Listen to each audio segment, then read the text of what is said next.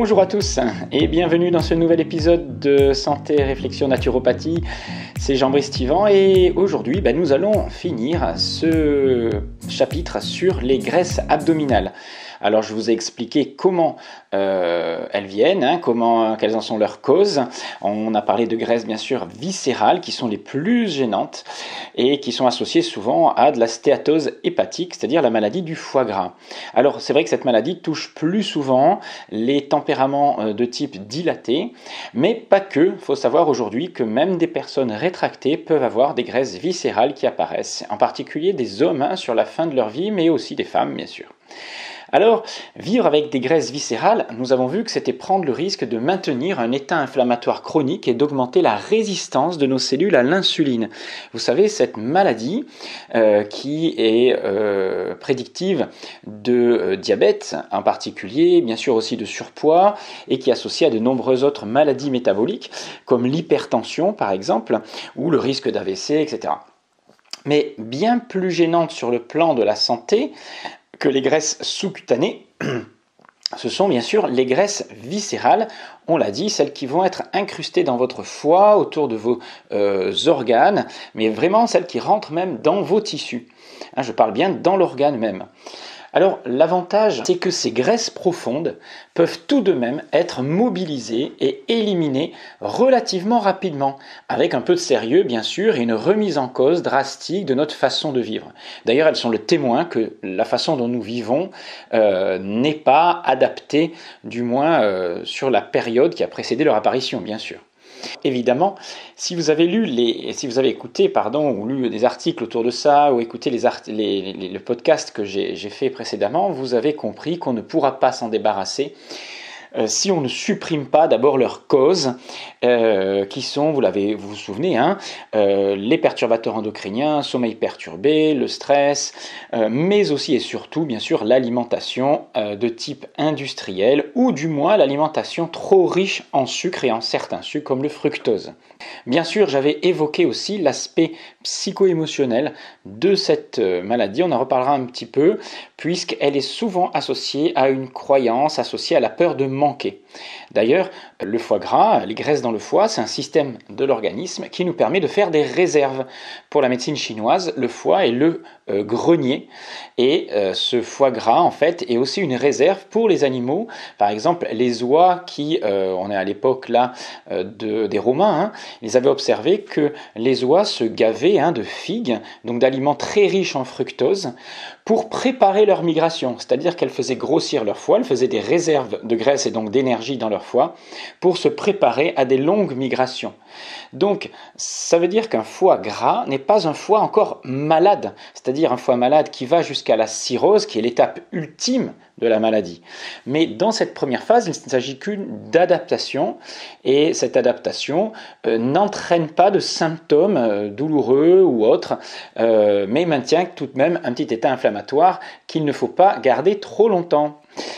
Voici donc les conseils maintenant pour brûler les graisses viscérales et qui vous aideront, j'espère, à retrouver vos abdominaux et votre ligne parfaite.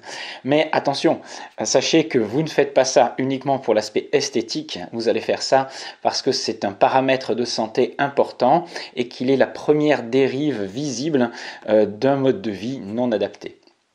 Attention, chaque point que je vais vous proposer ici doit être mis en place progressivement et adapté bien sûr en fonction du tempérament de chacun. Bien sûr, je ne fais pas non plus référence à l'approche psycho-émotionnelle qui pourtant reste indispensable dans tout changement et toute approche de santé.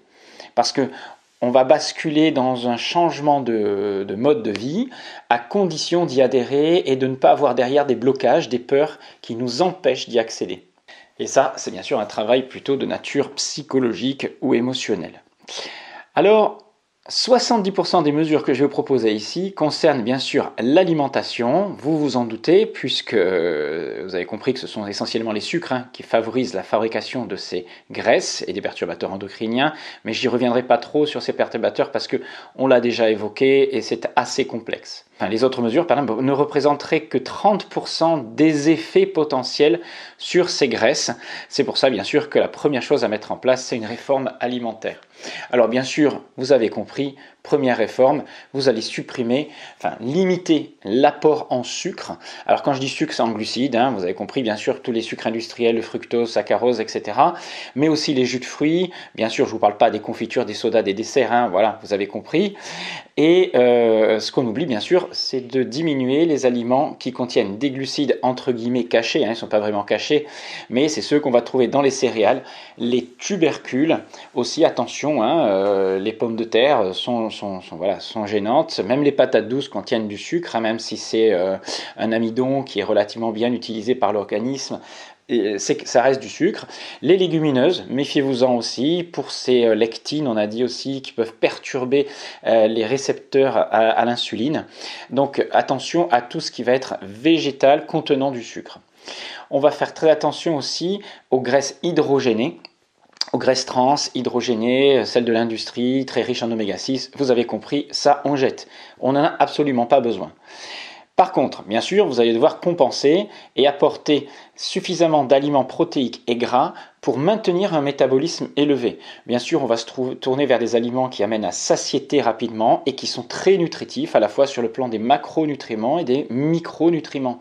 Je pense aux viandes de qualité, aux abats, aux poissons gras, aux œufs et quelques oléagineux, même si je ne suis pas à 100% pour les oléagineux, il y en a certains qui sont un peu sucrés, il faut faire attention, et ils contiennent aussi un peu d'acide phytique, quelques lectines, donc n'exagérez pas sur les oléagineux, hein, je pense bien sûr aux amandes par exemple, aux noix de cajou, voilà, qui ne sont pas très écologiquement bien faites, etc. Certaines, par exemple, comme les noisettes venues d'Europe, sont bien plus correctes et posent beaucoup moins de problèmes. Même si elles n'ont pas un équilibre parfait en acides gras, qu'elles sont un peu sucrées, voilà, de temps en temps, on peut prendre certains oléagineux.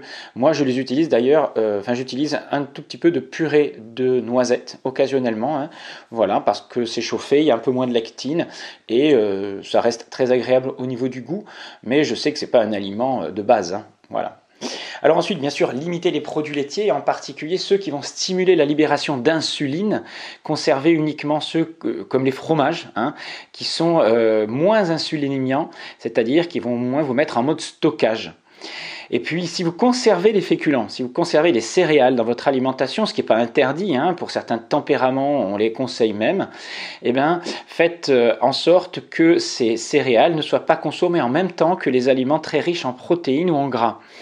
Le mélange, par exemple, poisson gras avec du riz, le steak avec les pommes de terre, est à éviter. Vous stimulerez trop l'insuline et puis toute la graisse qui va accompagner le repas va se stocker. Préférez bien sûr manger votre poisson avec des légumes verts ou votre riz aussi avec des légumes par exemple ou nature, hein, voilà, c'est ce qu'il y a de mieux encore, hein. Voilà, mais les légumes verts cuits ou crus posent très peu de problèmes, hein, voilà, même pas du tout, si vous les digérez bien. Alors, les glucides, faites attention, hein, doivent être très modérés lorsque vous y associez des graisses. Hein. Quand vous consommez du riz, on ne rajoute pas 3 tonnes d'huile d'olive ou 3 tonnes de beurre, même si c'est un mélange tolérable en naturopathie, sur le plan du stockage, hein, des graisses, c'est un petit peu moins bien. Ensuite, on va se tourner vers le jeûne intermittent, mais le jeûne intermittent par intermittence. Je m'explique. C'est-à-dire qu'on va aller vers du jeûne intermittent de type aléatoire. Je ne suis pas pour des modes stricts, continus, dans des techniques comme celle-ci. Alors, je m'explique. Il faut bien comprendre que le mécanisme de la lipolyse, c'est-à-dire le brûlage des graisses à l'intérieur de votre foie, par exemple, ou de vos organes viscérales, hein, pour fournir l'énergie, va se déclencher sous l'action de certaines hormones en fonction des besoins de l'organisme. Pour que votre organisme puisse donc mobiliser ces graisses, il est important de lui laisser suffisamment de temps de déstockage. Si vous faites 3-4 repas ou en cas par jour, vous ne lui laissez pas trop, voire peu de temps pour basculer en mode brûlage de graisse. Sauf si tous les repas que vous prenez sont sans sucre. À ce moment-là, vous ne faites quasiment pas monter l'insuline et à ce moment-là, vous êtes dans un mode plutôt cétogène et là, vous pouvez prendre 3 repas par jour sans problème. Vous n'aurez pas un mode des taux d'insuline trop élevés constamment. Alors attention, les protéines en excès font monter aussi l'insuline. Donc il faut plutôt orienter à ce moment-là votre alimentation vers des graisses qui ne mobilisent pas l'insuline. Alors je vous renvoie pour ça à la vidéo témoignage d'Alix qui avait pendant plus de 6 mois mis en place un mode cétogène alors qu'elle était complètement débutante dans l'alimentation, la nutrition et qui avait perdu 26 kilos je crois hein, dans ces 6 mois là ou un an. Et voilà, elle avait accepté ce mode, ces graisses, elle s'était rassurée, elle s'était réconciliée avec les graisses, avec les protéines animales et elle a eu des très bons résultats. Alors, un des moyens donc de parvenir à mobiliser ces graisses, c'est de supprimer un repas de temps en temps avec, on va dire, une période de jeûne qui soit suffisante pour aller taper dans ces réserves de graisses profondes. On estime qu'il faut au moins 14 heures de jeûne total pour que votre corps bascule sur l'action d'hormones catabolisantes, c'est-à-dire qu'ils vont vous faire passer en mode brûlage de graisse, on appelle ça, c'est le glucagon hein, qui va dominer sur l'insuline, et on dit qu'à partir de 16 heures, on a déjà des effets vraiment d'épuisement des sucres d'abord, hein, du glycogène qui est en réserve dans le foie et qui va mobiliser des hormones catabolisantes pour aller chercher les graisses un petit peu partout ensuite. Donc voilà, moi je ne suis pas pour un mode 8-16 obligatoire, vous avez tellement de façons de procéder, mais sachez qu'il faut au moins 15 heures de jeûne, alors ça va dépendre bien sûr des gens, hein, de votre métabolisme, mais on estime qu'autour de 15 heures de jeûne intermittent, c'est suffisant pour mobiliser, voilà, commencer à déstocker vos graisses. Alors ce sera d'autant plus intéressant que vous rajouterez dessus une activité qui brûle des calories, hein, comme de l'exercice physique à jeun. Mais attention, sauter des repas en continu va peut-être faire chuter votre métabolisme si vous ne conservez pas suffisamment de calories en dehors de ces 16 heures de jeûne. C'est-à-dire que pendant les 8 heures, vous allez vous alimenter. Si vous n'avez pas un apport calorique suffisant, je parle en termes vraiment caloriques, hein, en termes de quantité de graisse que vous allez consommer, puisque je vous dis que le sucre, il ne faut pas le consommer, à ce moment-là, vous ferez chuter votre métabolisme, vous brûlerez moins de graisse au quotidien dans votre, ce qu'on appelle le régime basal, hein, votre mode de brûlage basal de l'énergie. Et à ce moment-là, le peu que vous mangerez va suffire pour vous refaire grossir. Donc, l'idée, c'est de prendre suffisamment de calories qui ne vous font pas grossir. Et c'est tout là l'intérêt d'une alimentation basée sur les graisses et les protéines et qui diminue les taux d'insuline dans le corps. Ça paraît paradoxal, mais voilà, j'aimerais vous réconcilier avec les bonnes graisses, avec les bonnes protéines animales et méfiez-vous de tout ce qu'on vous dit sur les légumineuses et le reste qui sont soi-disant des aliments santé et miracle, mais qui vous font crever la dalle et qui vous n'apportent pas suffisamment donc de calories et vous donnent envie de manger constamment, donc vous grignotez sans arrêt du sucre et à ce moment-là c'est la catastrophe. Le sucre se transforme en ces graisses à l'intérieur de votre foie, bien sûr si vous en consommez suffisamment et que vous ne les brûlez pas. Donc c'est pas la solution. Donc gardez un métabolisme élevé, ne faites pas du jeûne intermittent tous les jours, tout le temps. Il y en a, ils se font 2 jours de jeûne toutes les semaines ou 1 jour de jeûne toutes les semaines, c'est parfois à mon avis un peu beaucoup. Il y en a, ils font tous les jours du jeûne intermittent. Alors c'est bien pendant une certaine période, moi j'ai adoré faire ça, je le fais encore de temps en temps, je me fais des semaines où je mange pas le matin parce que j'ai pas faim, mais quand j'ai envie, je me fais un petit déjeuner protéique et je sais que je passe en mode brûlage de graisse. Je garde un métabolisme du moins toujours élevé et ma forme reste au top, hein, voilà. Donc moi je fais ça de façon aléatoire et je ne crée pas de dette calorique. Donc pensez-y. Troisième aspect pour brûler vos graisses abdominales, c'est l'exercice physique. Mais attention, ça ne représente que, on va dire, 30%, hein, voire moins de l'impact que vous pourrez avoir sur ce mode brûlage de graisse. Alors lorsque vous faites du sport, votre organisme va produire des hormones, hein, qui vont mobiliser des graisses de réserve, bien sûr, mais à partir d'un certain temps et à partir d'une certaine intensité. Cette mobilisation, elle est générale, alors vous allez mobiliser les graisses des fesses, des bras, du torse, partout, hein, d'ailleurs, et vous allez d'ailleurs en premier mobiliser les graisses que vous avez le plus de difficulté à perdre. Vous allez mobiliser les graisses que vous ne perdez pas habituellement, c'est-à-dire que vous avez des parties de votre corps souvent qui mobilisent certaines graisses, du moins qui les stockent, et c'est à ces endroits-là qu'elles vont partir en dernier.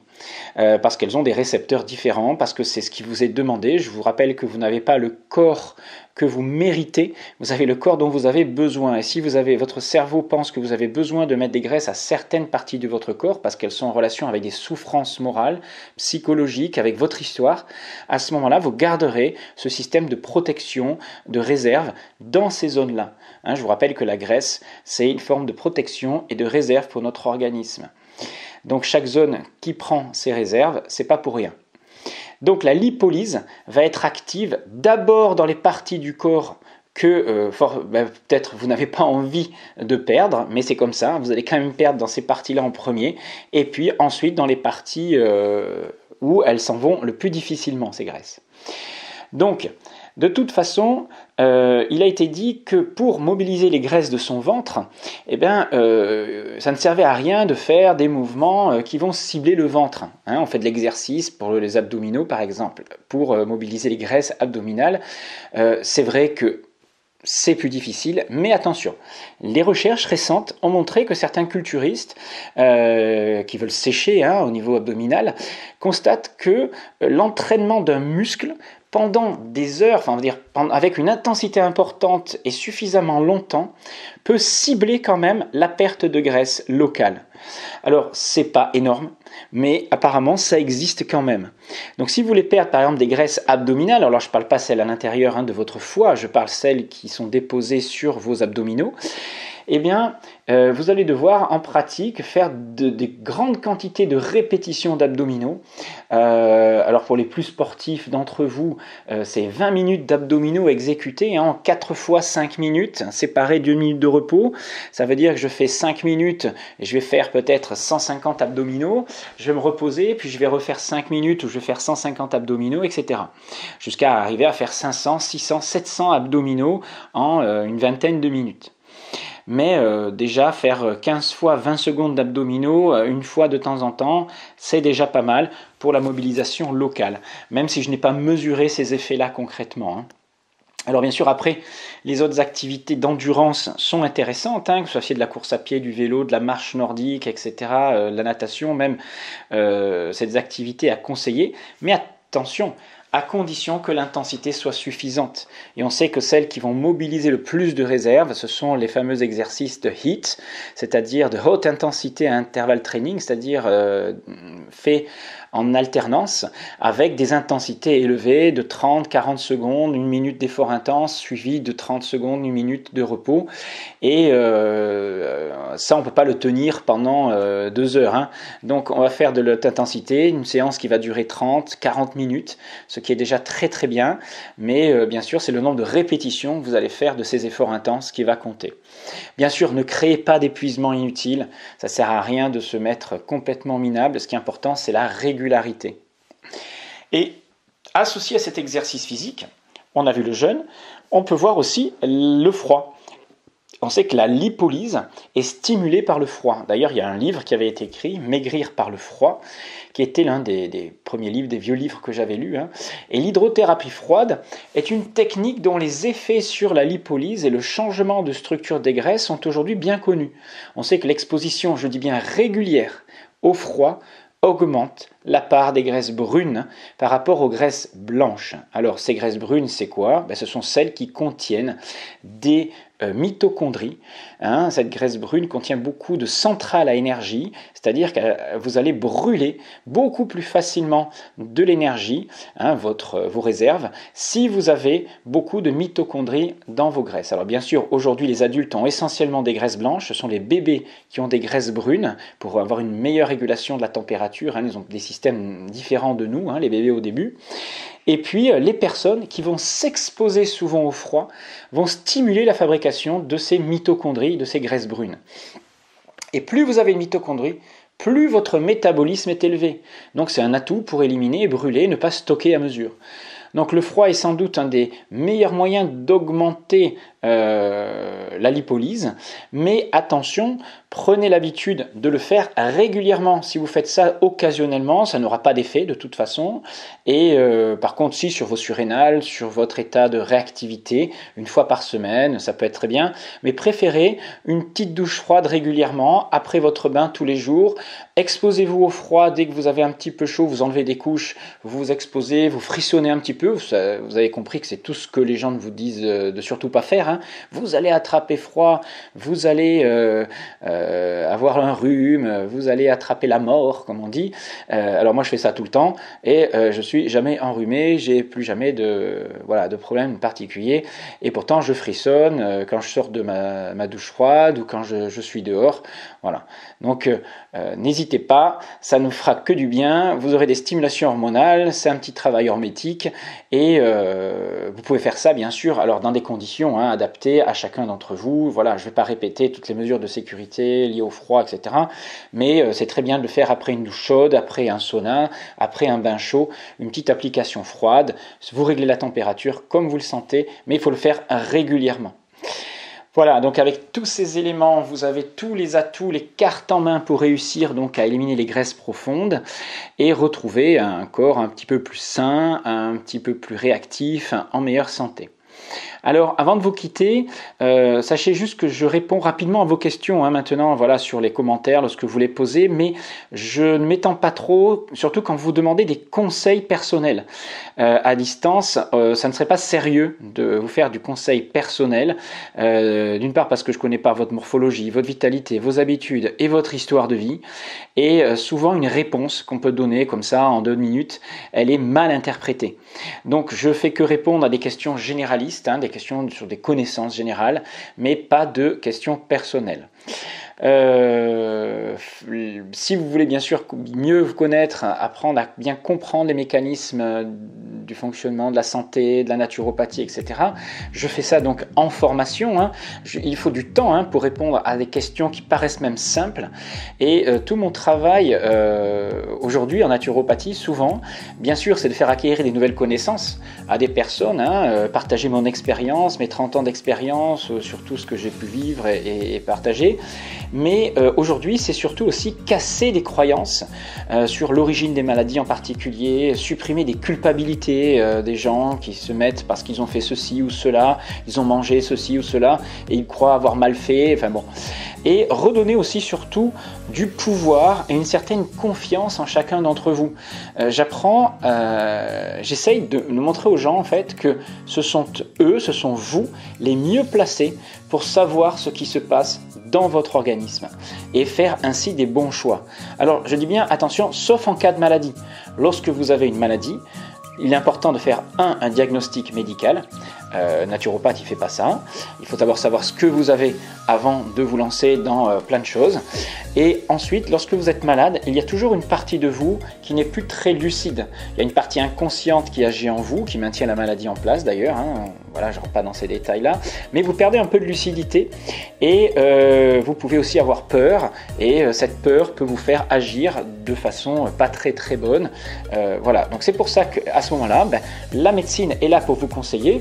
Moi, je ne suis pas pro-médecine, vous avez compris, mais il y a un moment donné où il faut savoir regarder s'il y a de l'urgence ou pas. Et après, on trouve des solutions en prenant un peu dans l'allopathie. Et puis, quand on peut ne pas faire d'allopathie, on ne fait pas d'allopathie. Mais quand on doit faire d'allopathie, on fait de l'allopathie. Voilà. Et puis, il y a une façon d'accueillir les symptômes, de comprendre. Donc, tout ça, j'explique bien en séminaire. Voilà. Par contre, pour votre hygiène de vie, c'est-à-dire que vous n'avez pas de maladie particulière, faites-vous confiance. Observez les réactions de votre organisme en fonction de ce que vous mangez, l'exercice que vous faites, ce que vous vivez au quotidien. Regardez comment votre musculature évolue, comment vos digestions évoluent, comment votre énergie au quotidien évolue, comment votre sommeil évolue, etc. Il y a quand même des paramètres qui permettent de savoir si lucidement vous êtes en meilleure santé que vous n'étiez avant d'avoir commencé votre démarche. Voilà, je vous donne rendez-vous sur mes prochains séminaires si vous passez dans l'Est. Alors les prochains au mois de mars, c'est tempérament et naturopathie. Voilà, on va approfondir tout ce qui est tempérament et savoir quelle hygiène de vie en fonction du tempérament. Je vais faire aussi après en avril sur les mythes et mensonges alimentaires. On va essayer de comprendre toutes les bases de la nutrition et comparer les mouvements hygiénistes, véganes, végétalistes, cétogènes, voilà, toutes les questions de nutrition qu'on peut avoir sur le soja, le lait céréales, les associations alimentaires. Donc en 2 jours, vous pouvez vraiment tout comprendre et éviter de faire trop de bêtises. Et puis voilà les prochains stages sur les bilans de vitalité et puis le séjour de jeûne cet été. Bon alors il est quasiment plein déjà, je suis désolé, le séjour de début juillet. Il y a encore peut-être 2-3 places pour ceux que ça intéresse, mais si j'ai trop de demandes, je ferai peut-être quelque chose d'autre au mois d'août. Donc inscrivez-vous peut-être sur le site et à ce moment-là, pour qui je n'aurai pas de place en juillet, peut-être que j'organiserai cette année quelque chose fin août. Voilà, sur 4 jours, 4-5 jours avec des cours et puis on vivra pas mal de choses ensemble. Voilà, et puis sinon vous savez que vous avez tous mes cours, enfin pas tous mes cours, mais certains cours que je donne, que je propose de vendre en ligne. Contactez-moi pour cela sur le site alsacenaturo.com. À très bientôt pour de nouvelles aventures naturo. C'était Jean-Brice Tivan.